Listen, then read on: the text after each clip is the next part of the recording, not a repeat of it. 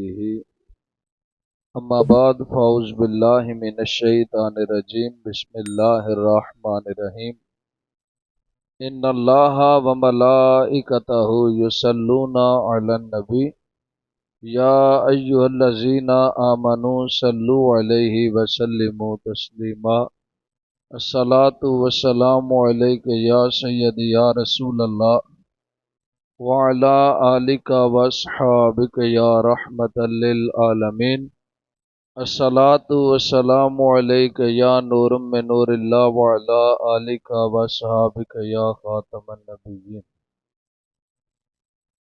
حمد و صلوات تو بعد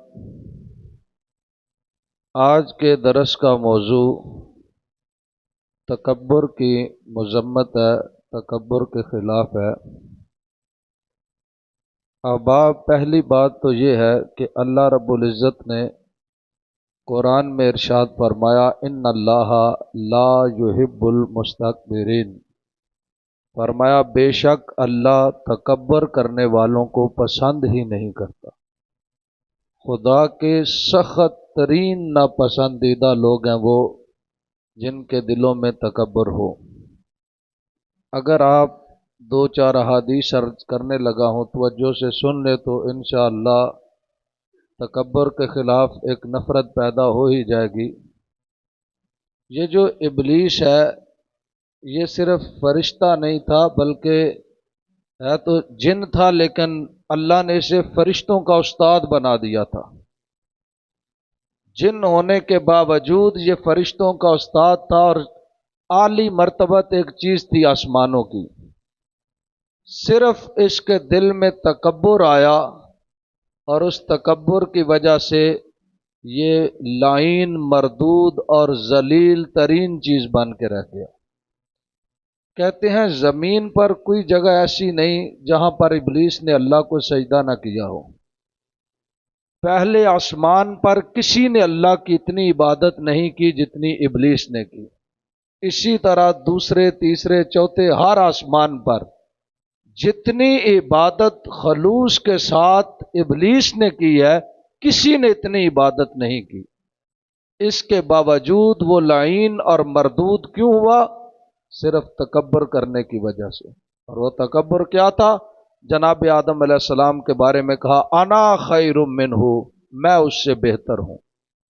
اپنے آپ کو کسی سے بہتر سمجھنا یہ تکبر ہے، اور تکبر کرنے والا شخص اللہ کا ناپسندیدہ شخص ہے۔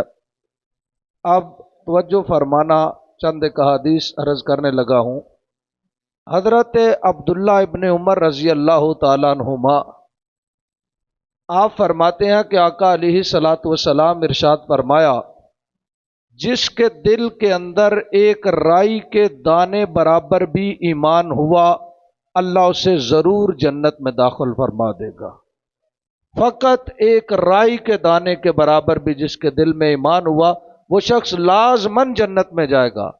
اور ساتھ ہی فرمایا آقا علیہ الصلاۃ والسلام نے ارشاد فرمایا جس کے دل میں ایک رائی کے دانے برابر بھی تکبر ہوا، اللہ اسے لازماً دوزخ میں داخل فرمائے گا۔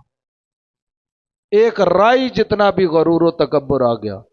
اور یہاں میں نے دیکھا ہے ایسے لوگ ہیں جو سلام بھی دیکھ کر لیتے ہیں، کس سے ہنس کے سلام لینی ہے، کس سے ذرا سیریس ہو کے سلام لینی ہے۔ یہ عجب سا تکبر ہے۔ اب آپ یہ اللہ کی اتنی ناپسندیدہ چیز ہے، تکبر اتنی ناپسندیدہ چیز ہے۔ حضرت ابو ہریرہ رضی اللہ تعالیٰ عنہ آپ نے فرمایا کہ آقا علیہ الصلاۃ والسلام ارشاد فرما رہے تھے قیامت کے دن جن کے دلوں میں تکبر ہوگا، جب وہ میدان محشر میں آئیں گے تو اللہ انہیں کیڑی اور چیونٹیوں کی طرح میدان محشر میں لے کے آئے گا۔ اور اس طرح کی چیونٹیاں ہوں گی جب لوگ گزریں گے تو وہ پاؤں کے نیچے آتے رہیں گے۔ تو اللہ فرمائے گا دنیا میں تم تکبر کرتے رہے ہو، اب تمہارا یہی صلہ بنتا ہے۔ جس طرح تم سمجھتے تھے میں بہت کچھ ہوں، اب لوگ دیکھیں گے تو کچھ بھی نہیں ہے۔ اور میدان محشر میں کیڑی کی طرح وہ لوگ رینگ رہے ہوں گے جن کے دلوں میں تکبر ہوگا۔ حضرت نوح علیہ السلام آپ کا جب وقت وصال آیا، آخری وقت تھا، تو آپ نے اپنے بیٹوں کو جمع کیا اور فرمایا میرے بیٹو دو چیزیں یاد رکھنا، یہ لازمی کرتے رہنا، اور دو چیزیں بری ہیں انہیں چھوڑ دینا۔ جب اچھی چیزوں کی باری آئی تو آپ نے فرمایا لا الہ الا اللہ لازمن کہتے رہنا، یہ پہلی میری اچھی نصیحت ہے، کیونکہ اگر کل کائنات قیامت کے دن میزان کے ایک پلڑے میں رکھ دیں، دوسری طرف لا الہ الا اللہ رکھ دیں تو لا الہ الا اللہ کا وزن زیادہ ہوگا۔ اور دوسری نصیحت یہ ہے، فرمایا سبحان اللہ و بحمدہ پڑھتے رہنا۔ اللہ نے آدم علیہ السلام سے آخر تک جتنوں کو رزق عطا فرماتا ہے اس تسبیح کے صدقے رزق عطا فرماتا ہے۔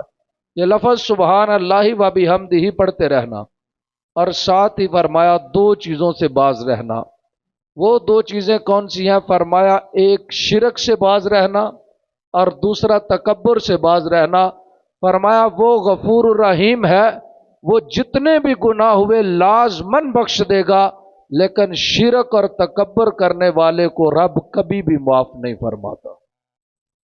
ان دو گناہوں سے بچنا، ان دو کی کبھی بھی معافی نہیں ہے، جو شرک کرے اور جو تکبر کرے۔ آخری بات عرض کر کے اجازت چاہتا ہوں، اور یہ بات حضرت سلیمان بن داؤد علیہ السلام پیغمبر کی ہے۔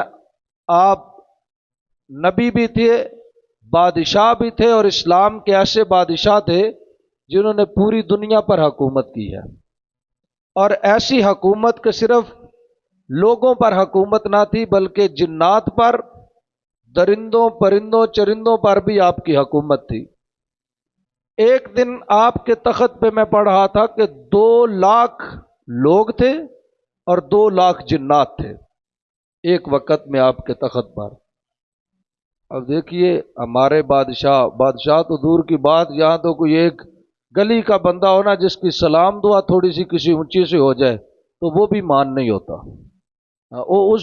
اس کے کندھے بھی بتا رہے ہوتے ہیں کہ اکڑ اس میں بہت زیادہ ہے۔ اب فلاں سے ہمارا تو تعلق ہی بڑا ہے۔ یاد رکھنا یہ تعلق سب جھوٹے ہیں، تعلق اس کا ہی بہترین ہے جس کا تعلق مدینے والے سے ہو جائے۔ یاد رکھنا یہ دنیاوی جھوٹے تعلقات کی بنا پر تکبر کر کے اپنے آپ کو دوزخ میں نہ لے کر جاؤ۔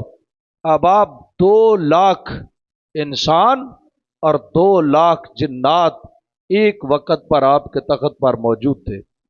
آپ ہواؤں کے بھی بادشاہ تھے، جب ہوا کو حکم دیتے تو ہوا چل جاتی تھی۔